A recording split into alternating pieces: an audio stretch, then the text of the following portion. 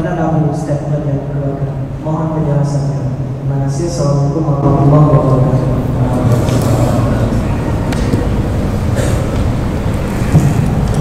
Terima kasih. Man tasabbaha biqaumin fahuwa minhum. Barang siapa menyerupakan dirinya dengan satu kaum, maka orang itu ternyata sebahagian daripada kaum tersebut. Ini yang pertama sekali, masalah akidah. Etika. Awalnya etika Tuhan ada Tuhan ibu, Tuhan bapa dan Tuhan anak. Itu yang lagi yanti. Nah gambar-gambarnya di rumah tu, nah palang-palang tali di rumah tu. Nian kalau di akidah yang mengarah menyerupakan diri dengan orang kafir itu minhum. Ini nak apa masalah? Nabun masalah. Nah dalam kitab Masailal Muhtadi li ikhwanil mubtadi Jawi, haram memakai tali leher dan cubiu. Itu kalau berpedoman kepada hadis tadi, karena yang namanya kitab kecil kalau ditulis ayat dan hadis enggak jadi kecil, jadi kitab besar nanti. Itu kan diajar di permulaan di rumah-rumah sambil belajar Al-Quran, belajar akidah. Pada awal-awal tali leher, dasi, cupiu, topi yang ada pet di depannya. Setelah dibuat satu pengkajian, dicari akar dan sumbernya pendapat tersebut, rupanya kembali kepada man tasabbaha biqaumin. Tali leher awak Kristen natau nagalan yang napalang tali ba ujung. Nah, anak kalian untuk buka Facebook, YouTube, ada kalung tapi di ujungnya ada palang salib. Itu tali leher, bukan dasi. Maka kakek kafe awak kalau tadi BR pakai dasi mantu.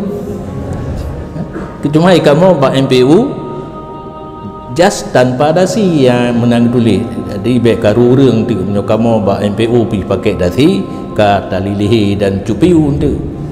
Jadi yang kenan. Jadi menyerupai tentang akidah, sama pakaian dengan orang kafir yang mengarah kepada menyerupai tentang akidah. Cupiu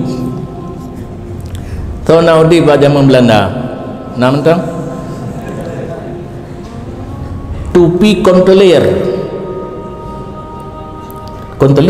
setingkat gubernur, napet uke panu napet liket panjang, tupi di bulat, pet kan keliket mentang gegeniring na, gegeniring lebih panjang, pana uke pana batu liket panjang. Itu karena di saat masa komponi Belanda, asai kathuk pakaiannya awaknya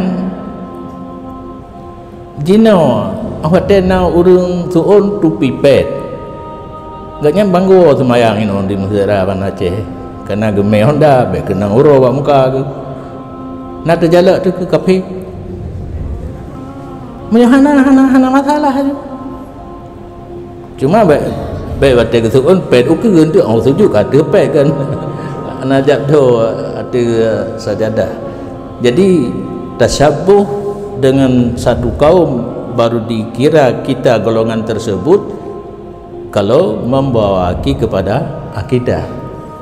Menyohan bangsa bawahnya mengkawin agak awak gop kan mengkawin sih cuma menurut Roy pegak kanduri pesta perkawinan igop pina itanya pi najid ada hal-hal kegembiraan afrah walaim walimah kenduri karena kegembiraan kamu thun kamu kawin hanane ubahane ketika kami lebo punya nan ni lebih teboh nai danyo kanduri nyan mantasabah bi kaumin sih mudah-mudahan anak kenan ada garisnya. Menyo almarhum abun di Mesir Raya ke pusakakan surah kepada kitanya dah nyangkeun tasabbuh bihaisu la yatamayyazu likulli ahadin. Sekiranya seorang memandang pada hanya inang karena itu ilu ragam oh pana subang hana boh dada hana kait tengai bak boh punggung hana atu dada tidak langkah tegap negara ragam so yang kalan agam agam nyan baru tasabbuh nya itu ilu panjang longgar pakai hijab pakai niqab lom langkah urinang feminin ni kena baju hai bahasanya kira-kira ana masalah. Jadi agak mengarah kepada bentuk laki-laki, dia berpakaian laki-laki baru haram.